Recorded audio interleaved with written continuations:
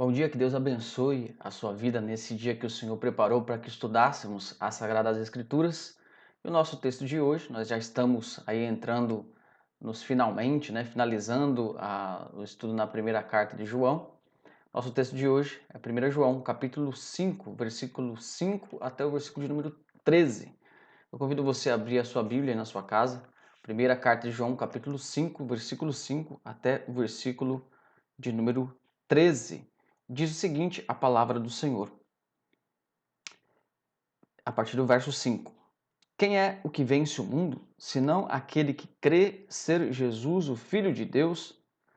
Este é aquele que veio por meio de água e sangue, Jesus Cristo, não somente com água, mas também com água e com sangue. E o Espírito é o que dá testemunho, porque o Espírito é a verdade. Pois há três que dão testemunho no céu: o Pai, a Palavra e o Espírito Santo, e estes três são um. E três são os que testificam na terra: o Espírito, a água e o sangue, e os três são unânimes num só propósito. Se admitimos o testemunho dos homens, o testemunho de Deus é maior. Ora, este é o testemunho de Deus, que ele dá acerca do seu Filho. Aquele que crê no Filho de Deus tem em si testemunho. Aquele que não dá crédito a Deus o faz mentiroso, porque não crê no testemunho que Deus dá acerca do seu Filho. E o testemunho é este: que Deus nos deu a vida eterna, e esta vida está no seu Filho. Aquele que tem o Filho tem a vida. Aquele que não tem o Filho de Deus não tem a vida. Então, este é o texto que nós iremos estudar hoje. Vamos orar ao Senhor, pedindo graça a Deus, pedindo também que o Senhor ilumine o nosso coração, para estudarmos a palavra.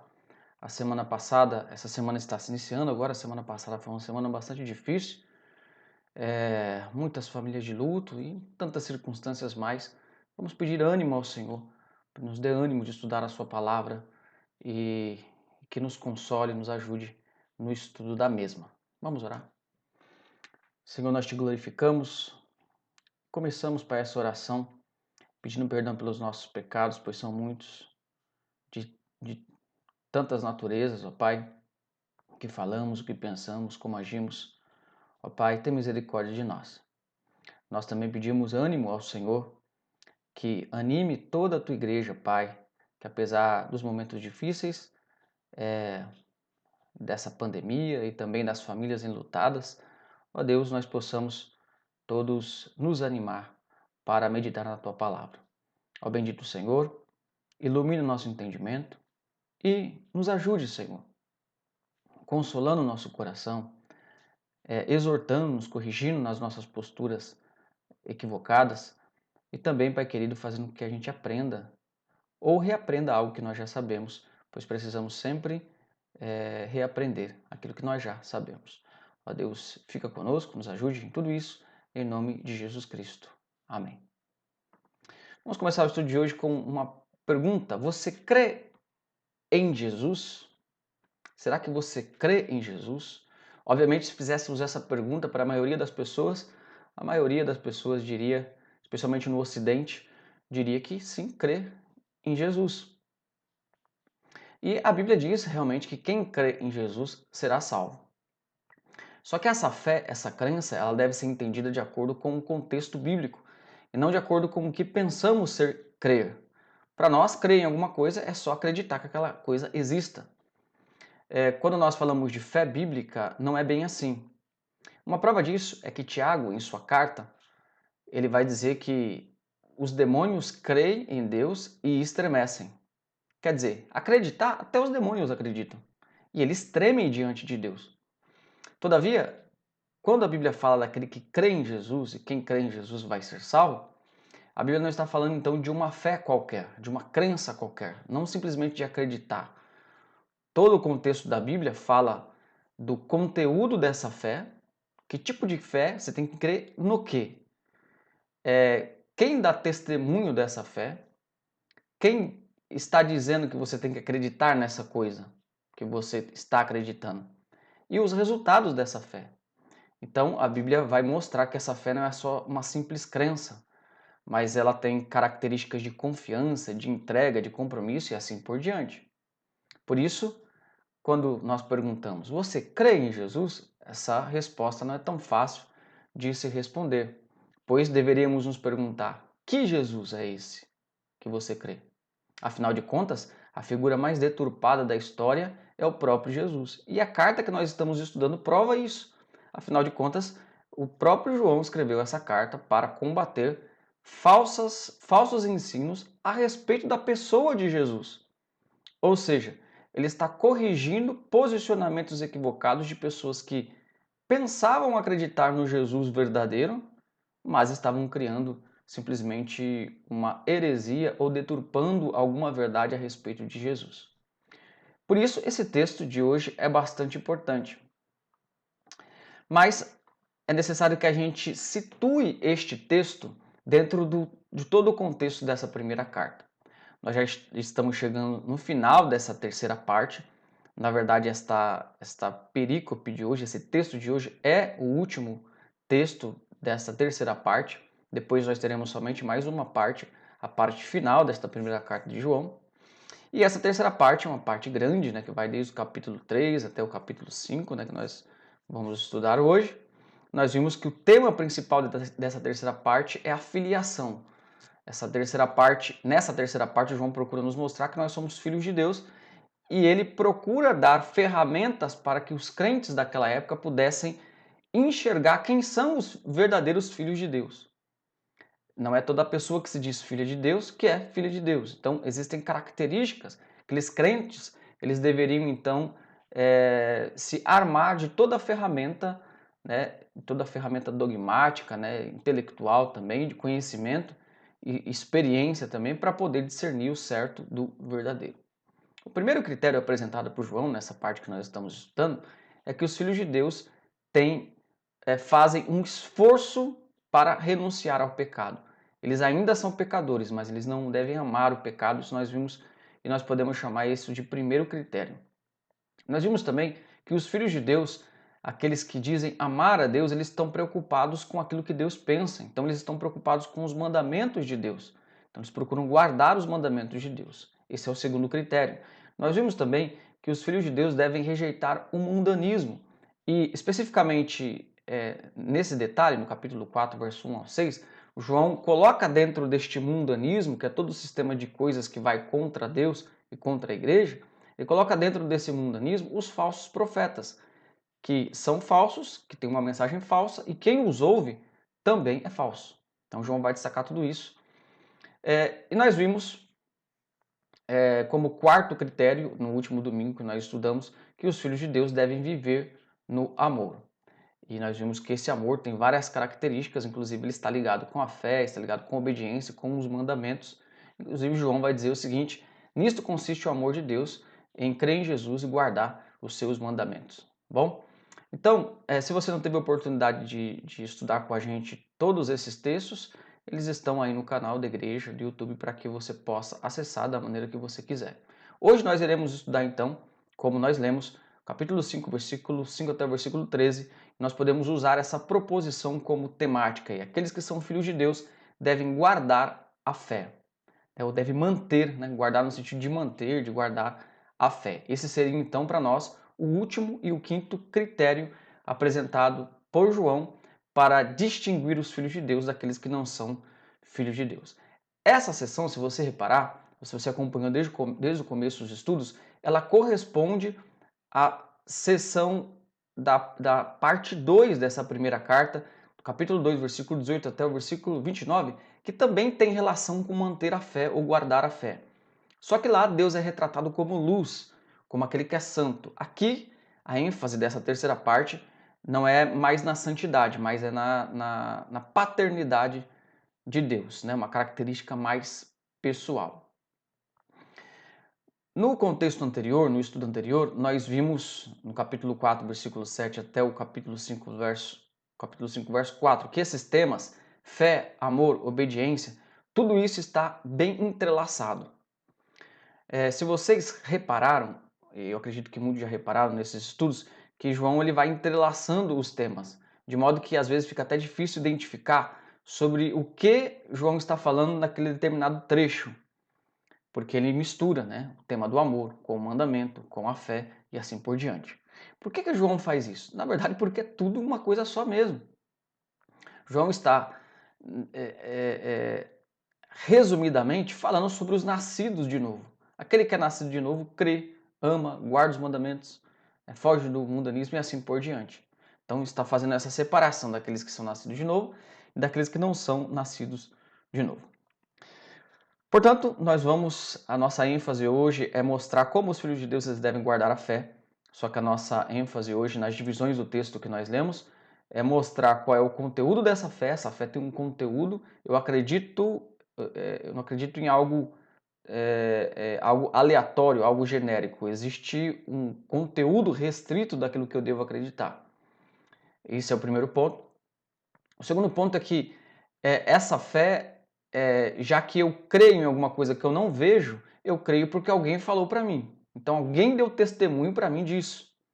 Então nós devemos, no segundo ponto, nós vamos ver que João procura demonstrar que quem testifica dessa fé, para que a gente tenha fé, quem dá esse testemunho, é o próprio Deus. Em última instância, é o próprio Deus que dá esse testemunho. Por isso a nossa fé não é cega, mas ela tem um testemunho. E, por último, nós vamos ver qual é o resultado final dessa fé, né? O que essa fé gera nas pessoas que creem em Jesus Cristo. Então vamos para essas três partes. Vamos lá. Nós temos a primeira parte já no versículo 5, que diz o seguinte: quem é o que vence o mundo, senão aquele que crer ser Jesus, o Filho de Deus? No versículo anterior, vocês vão perceber, se você ler na sua Bíblia, você vai perceber que João ele diz que aquele que crê é o que vence o mundo. E isso é o que vence o mundo, a nossa fé. Mas que tipo de confiança, que tipo de fé é essa que vence o mundo?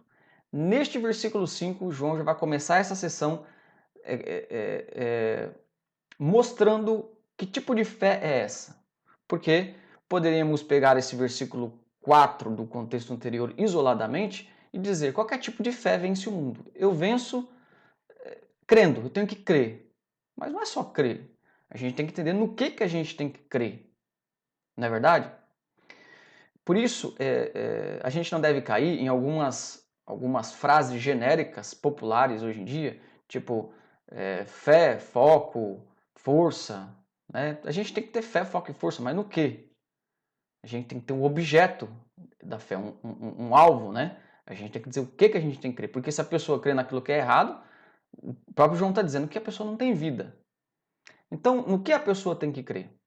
Então, este versículo ele define claramente o conteúdo da fé. Quando eu digo conteúdo aqui, é óbvio que não estou falando que toda a fé cristã se resume nesse conteúdo, ou consiste nesse conteúdo. Mas este é o principal elemento da fé cristã. Então, nós já podemos tirar essa aplicação dessa primeira parte, né, mostrando que o que você pensa de Cristo é de extrema importância para ter comunhão com Deus. Então, o conteúdo da fé, deixa eu só voltar um pouquinho aqui. O conteúdo da nossa fé é crer que Jesus é o Cristo.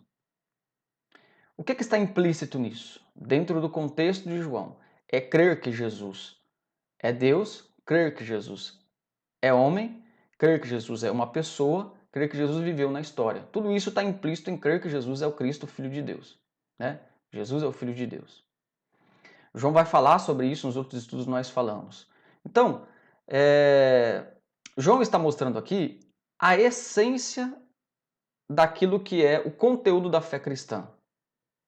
Quando nós falamos de essência, estamos falando de base. Existem divergências dentro da cristandade. Então, por exemplo, alguns ramos da cristandade, do cristianismo, vão dizer que a pessoa tem que se vestir de tal maneira, outros vão dizer que tem que se vestir de outra maneira. Alguns ramos do cristianismo vão dizer que o culto tem que ser desta maneira X, outros vão dizer não, tem que ser dessa maneira Y. Existe alguma flexibilidade, até mesmo por causa da cultura e assim por diante, de a gente fazer adaptações em coisas que não são essenciais à fé cristã. Mas o João está falando aqui do conteúdo essencial da fé cristã. Jesus Cristo, aquilo que pensamos sobre Cristo. Então, algumas coisas não são marginais, ou seja, não estão à margem, não são sem importância. Algumas verdades cristãs têm que ser abraçadas, cridas, senão não é cristianismo. E uma delas, e uma das essenciais que o João está destacando aqui, é crer que Jesus Cristo é o Filho de Deus. Tá bom? Por isso, o que você pensa de Cristo é de extrema importância para ter comunhão com Deus. Se você ignora alguma coisa essencial da natureza de Cristo, não tem como ter comunhão com Deus. João vai bater nessa tecla aqui nessa carta. Ele vai dizer até mesmo que aquele que nega que Jesus veio em carne, ou seja, que nega a humanidade de Jesus, este é o anticristo. Olha só que interessante. Algo que poderia passar batido no pensamento de alguma pessoa, né? A pessoa poderia pensar, poxa, o que tem a pessoa acreditar só que Jesus é Deus e não homem? Ela está acreditando em Jesus. Outra pessoa poderia argumentar, o que tem a pessoa acreditar que Jesus é homem, mas não é Deus? Ela está acreditando em Jesus de qualquer jeito. Mas não é assim que os apóstolos pensavam. Não é assim que Jesus pensava. Existem características essenciais que são necessárias, são imprescindíveis para que a gente seja salvo. E uma delas é exatamente sobre a humanidade e a divindade de Jesus, tá bom? Por isso, quando a gente desconhece alguma religião ou quando a gente quer saber mais sobre determinado grupo religioso ou comunidade religiosa, é só a gente perguntar o que eles pensam a respeito de Cristo. Ele é o único Salvador? Se Jesus não for o único Salvador ou se junto com Jesus tiver outros salvadores, isso não é cristianismo bíblico. Ele é o único mediador? Se Jesus não for o único mediador, ou se junto com Jesus colocarem outros mediadores, não é o cristianismo bíblico. Nega que Jesus é Deus? Não é cristianismo bíblico. Nega que Jesus é homem? Não é cristianismo bíblico. Nega que Jesus seja uma pessoa, ou seja, ele é duas naturezas, Deus e homem, em uma pessoa? Não é cristianismo bíblico, porque Jesus não é duas pessoas na Bíblia. É uma personalidade, uma pessoa. Essas coisas são básicas, essenciais. O cristianismo, desde os seus primórdios, lutou por essas verdades, inclusive a verdade mais combatida, vamos dizer assim, né? A doutrina mais combatida pelos hereges, né? Mais perseguida, mais deturpada, é a doutrina de Cristo, ou seja, o entendimento sobre a obra e a natureza de Jesus. Essas coisas são, então, imprescindíveis. Então, qual o conteúdo da nossa fé? Que Jesus Cristo é o Filho de Deus. Essa fé vence o mundo. Veja o que esse texto está dizendo. Ele está dizendo que a nossa inabalável convicção de que Jesus da história, o Cristo, aquele que viveu na história, no sentido de que os falsos profetas negavam isso, negavam que Jesus viveu na história, o pré-existente Filho de Deus, este veio nos trazer salvação. Veja, essa crença de que Jesus é Deus, homem, essa crença que para nós, especialmente os presbiterianos, é uma crença comum, João está falando que essa crença vence o mundo. Essa crença vence os falsos profetas. A crença nisto faz com que a gente vença as concupiscências do mundo, da carne e assim por diante. Por isso, a prova doutrinária fundamental do cristão professo diz respeito ao seu conceito sobre a pessoa de Jesus Cristo. Repito, se nega a divindade, se nega a humanidade, isso não é cristianismo bíblico. Ah, mas Jesus foi só uma pessoa iluminada, ele não é Deus. Todo mundo pode pensar assim, mas isso não está na Bíblia. Isso não é bíblico. Não pode se chamar cristão uma pessoa que pensa assim. Tá bom? Eu não vou aqui dar muitos detalhes em relação à divindade e humanidade de Jesus, porque não é alvo do estudo, a gente já está partindo desse pressuposto.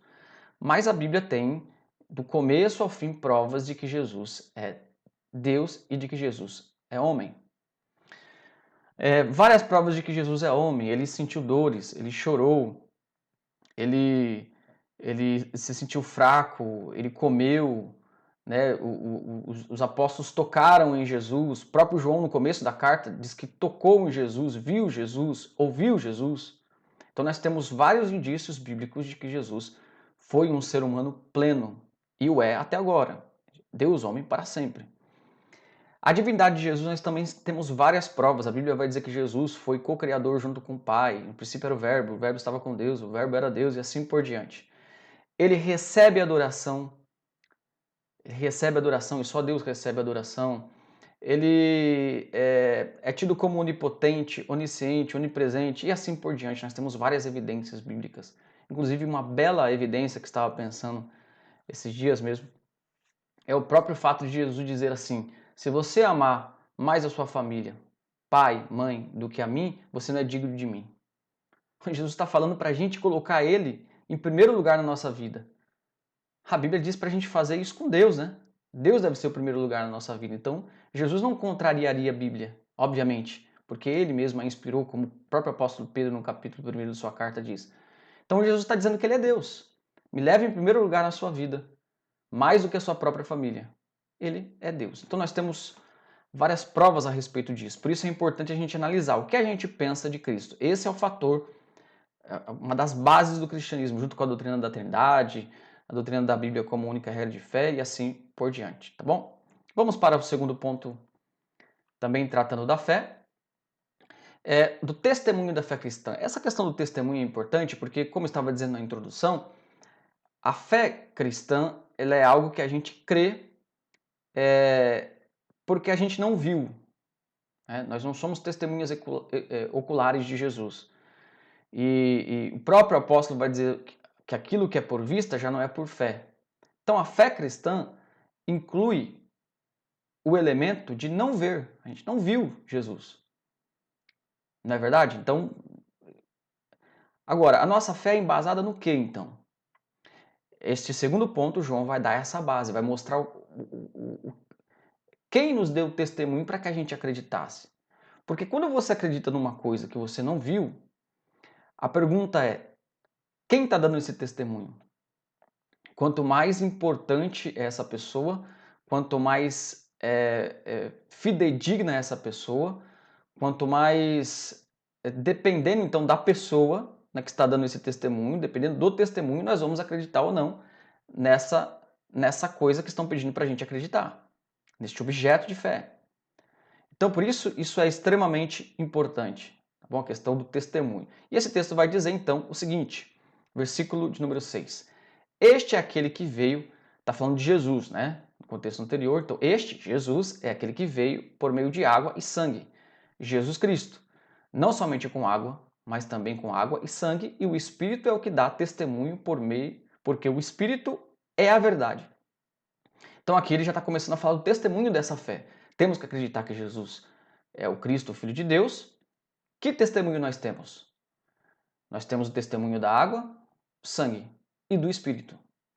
Agora a pergunta é, como que nós devemos entender, especialmente aqui a maior dificuldade desse versículo 6 é entender o que é água e o que é sangue. Eu coloquei algumas opções aqui, pelo menos 4 interpretações desse texto. Há alguns textos da Bíblia que vão dar margem para várias interpretações, todavia, mesmo esses textos mais difíceis, apesar de terem várias interpretações, o foco principal é fácil da gente entender. O foco principal de João é mostrar que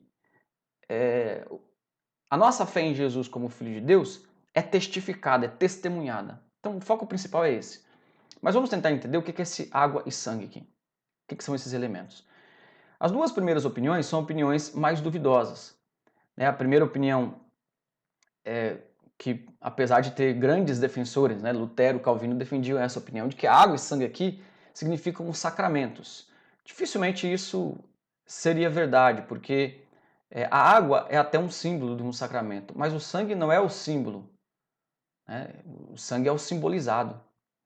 Então fica difícil de encaixar isso. Uma outra coisa que vai contra essa opinião é que o verbo veio, aqui no versículo 6, ele é um aoristo, que aponta para uma ação no passado. Então, provavelmente, João tem em mente aqui o momento em que Jesus veio historicamente no passado. A segunda opinião, a segunda interpretação, que é adotada inclusive por Agostinho e outros comentadores antigos, liga essa passagem ao golpe de lança que Jesus sofreu na cruz e que saiu do golpe de lança em seu lado água e sangue. Inclusive está no próprio Evangelho de João, capítulo 19. Essa é uma opinião que parece interessante porque o próprio João escreveu esse evangelho. Só que, se a gente analisar o significado de água e sangue no contexto de João, parece ser diferente de água e sangue neste contexto aqui, né? Porque água e sangue aqui dão testemunho de que Jesus é o Cristo. Então parece ser diferente. Então ficamos com uma dessas duas opiniões finais aí, ou a terceira ou a quarta. A quarta opinião nos orienta e nos sugere, né, que a água se refere ao nascimento físico de Jesus e o sangue à sua morte. Essa é a quarta opinião, né, mas a terceira que eu não li ainda. Água e sangue como batismo e morte. Essa terceira opinião, água e sangue como batismo e morte, tem algum sentido dentro do contexto das heresias da época. Porque dentre as heresias daquela época, uma delas era a crença de que o Cristo era separado de Jesus. Cristo era uma coisa, Jesus era outra. O Cristo era o divino, Jesus era apenas um homem. Então veja quantas heresias a respeito da natureza de Cristo. Essa heresia dizia que esse Cristo veio até esse Jesus no batismo, no momento do batismo. E depois ele abandona esse Jesus antes da crucificação, de forma que aí Jesus, por isso que Jesus morre, né? Porque era o Jesus humano só, era o homem Jesus. Então, essa terceira opinião aqui rebate isso. João estaria dizendo o seguinte, olha, ele veio por meio da água, né, a questão do batismo, né, e sangue também. Então esse mesmo Jesus Cristo é o Jesus que foi batizado e é o mesmo Jesus que morreu. Tem muito fundamento isso. E uma outra opinião é que essa água e sangue aqui se refere à água nascimento, que também tem alguma base bíblica, inclusive pelo que o próprio Jesus diz a Nicodemos em João capítulo 3, e o sangue seria a morte. De qualquer forma, o que a gente precisa entender aqui, já salientando que as opiniões 3 e 4 são as mais plausíveis, é de que João está falando de testemunhos históricos que demonstram que Jesus Cristo ele veio em carne. Então, o seu nascimento, o seu batismo, a sua morte demonstra que ele veio em carne. Então são testemunhos, né? São testemunhos históricos de que Jesus veio em carne. E aí tem o Espírito que também dá testemunho. E aqui a gente poderia entender que esse testemunho do Espírito é aquele testemunho que aparece quando no batismo, quando o Espírito Santo desce sobre Jesus em forma corpórea de uma pomba, ou mesmo o testemunho interior do Espírito Santo. Fato é, então, que essas três coisas aqui, né, esses três elementos, testificam de que Jesus é o Cristo.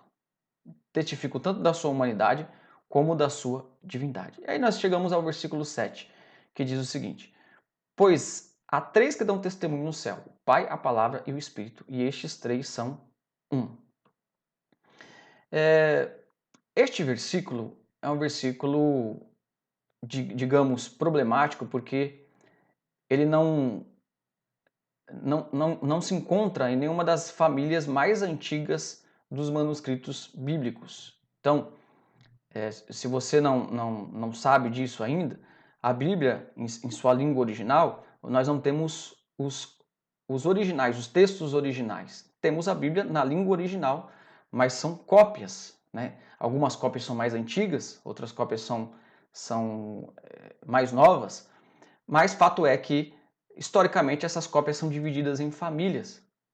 Então, o que nós temos hoje são várias famílias, são cerca de mais de 5.000 manuscritos só do Novo Testamento, que testificam que o que nós temos em mão é muito próximo do original. Então, não teríamos quase mudança nenhuma. Mas uma das dificuldades está no versículo 7, que não aparece nos manuscritos mais antigos.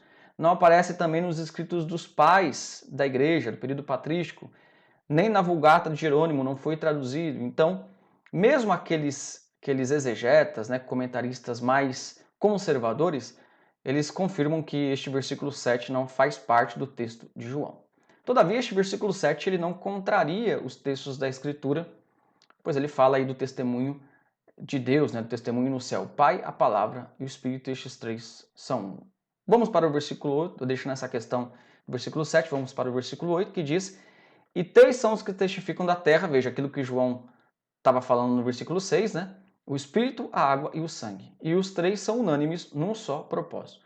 Ele praticamente repete aquilo que ele disse no versículo de número 6. Lembrando que existia um costume antigo, lá desde o Antigo Testamento, isso está em Deuteronômio, capítulo 17 e também no capítulo 19, de que tudo que fosse dito, né, seja de acusação ou de comprovação, deveria ser feito por duas ou três testemunhas.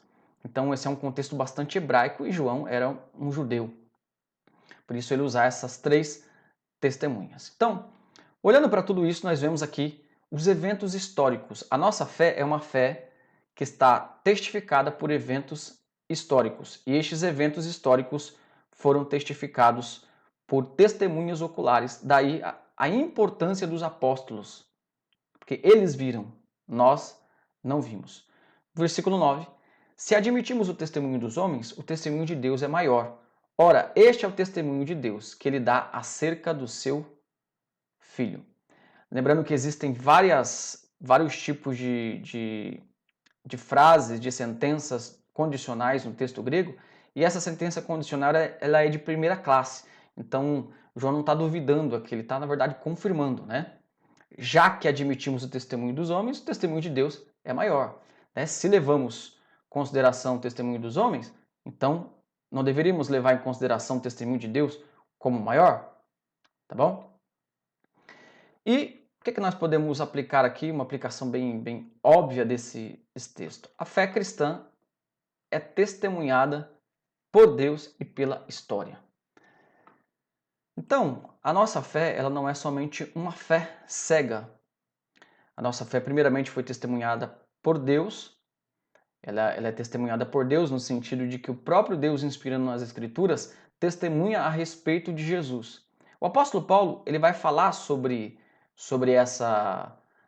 esse testemunho de Deus nas Escrituras, falando da ressurreição, mostrando que Jesus tinha que ressuscitar, morrer e ressuscitar de acordo com as Escrituras. Isso está em 1 Coríntios capítulo 15. Então, ele demonstra que aquilo que ocorreu na vida de Jesus fora dito já, profetizado pelas Escrituras Sagradas. Então, o próprio Deus testemunha. Então, por que deveríamos acreditar em Jesus Cristo? Porque o próprio Deus diz. A testemunha, nós temos o próprio Deus como testemunha disso, apesar de a gente não ter visto. Mas o próprio Deus diz, por isso devemos acreditar. Bom?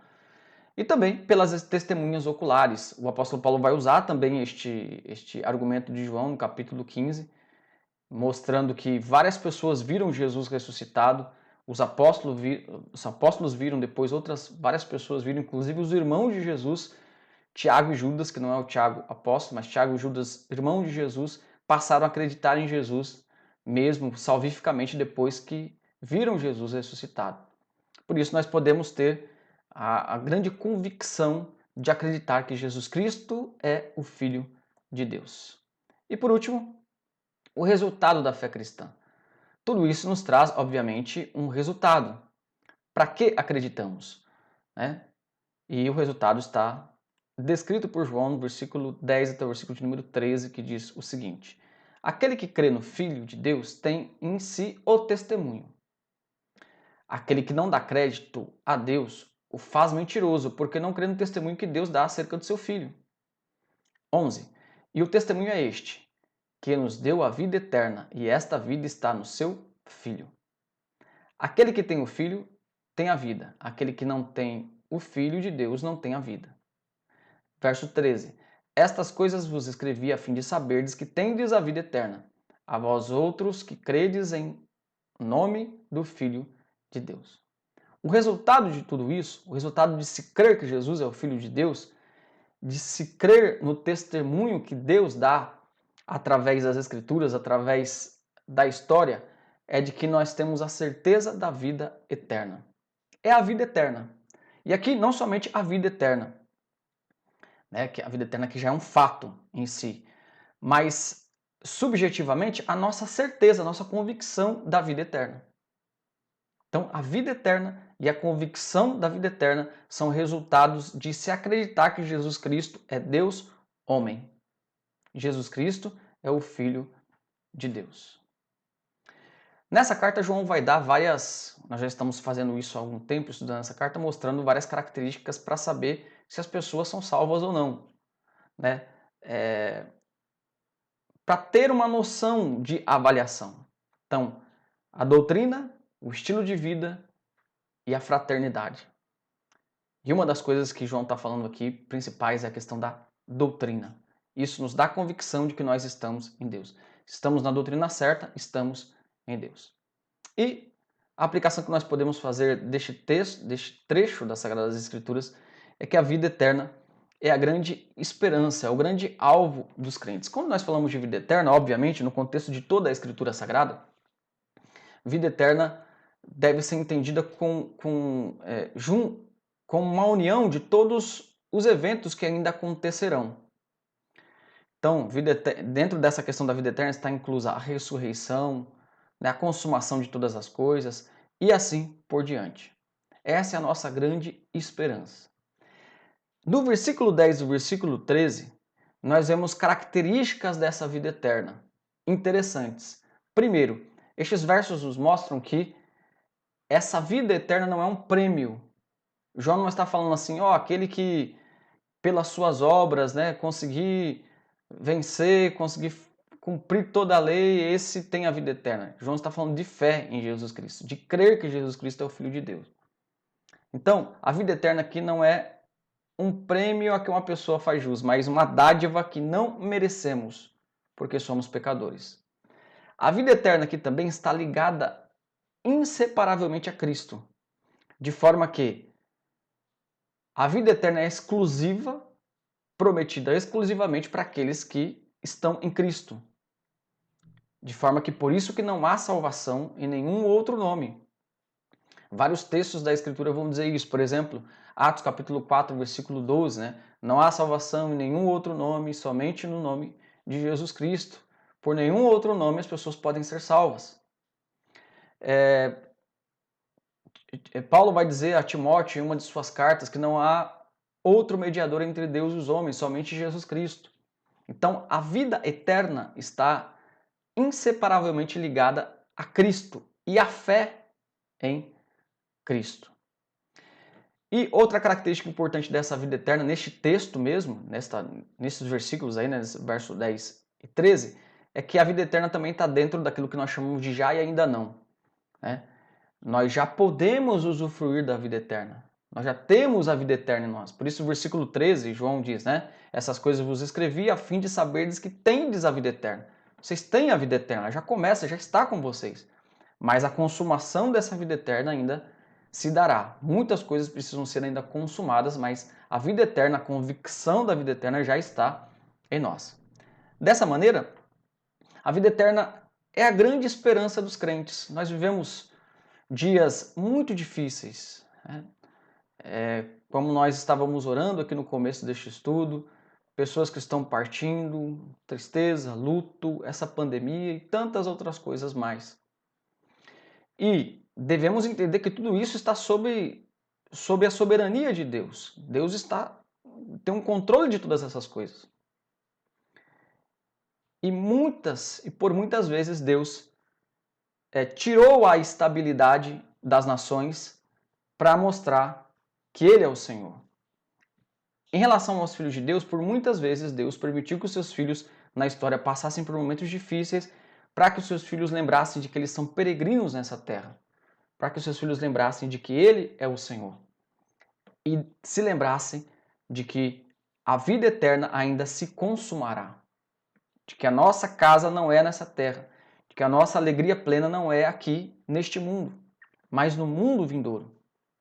Então nós não podemos esquecer, pois essa é a nossa maior esperança, a de ser ressuscitados, a de ter vida eterna para sempre, né? É uma redundância aí, né? De estar para sempre com Jesus Cristo. Amados irmãos, o que nós vimos hoje? Nós vimos então que aqueles que são filhos de Deus devem guardar a fé. E este guardar a fé está relacionado aqui com a demonstração do conteúdo dessa fé, que é Jesus é o Cristo, Filho de Deus, o testemunho dessa fé, que está na história e está em Deus, e o resultado dessa fé, que é a vida eterna. Se você não tem essa esperança, eu convido você a aceitar a Jesus Cristo como o único Senhor de sua vida e crer que Jesus Cristo é o Filho de Deus, Deus homem, que foi o único que pôde substituir o homem na cruz e levar os pecados das pessoas. Creia com todo o seu coração e tenha a vida eterna em si mesmo. Você, cristão que está desanimado por conta dos acontecimentos, olhe para Jesus Cristo, autor e consumador da nossa fé. Entenda que a nossa satisfação e alegria não está nessa terra e nas coisas dessa terra, mas que Deus, pelas diversidades e dificuldades dessa vida, tira os nossos olhos do momento e coloca os nossos olhos para o futuro, né? Olhando com esperança para Jesus Cristo. Vamos orar então? Senhor, nós te glorificamos por estes momentos de estudo da tua palavra, ó Pai. Muito obrigado por poder, Senhor, compartilhar esse texto da Escritura e ser consolados, corrigidos, edificados pelo Senhor através da tua palavra, que está acima de toda e qualquer opinião do ser humano e acima de todas as coisas. Ó Pai, a tua palavra é verdade. Nós pedimos, Senhor, que tu venhas encher o nosso coração com essa esperança bendita. Console o coração daqueles que estão tristes, daqueles que estão enlutados, daqueles que estão cabisbaixos, Senhor. E, ó Pai, aqueles que ainda não se entregaram verdadeiramente ao Senhor como único e suficiente Salvador. Salva-os, ó Pai, adentre os seus corações. É o que nós te pedimos, em nome de Jesus Cristo. Amém. Que você tenha, então, um ótimo domingo. Deus abençoe a sua vida e toda a sua família.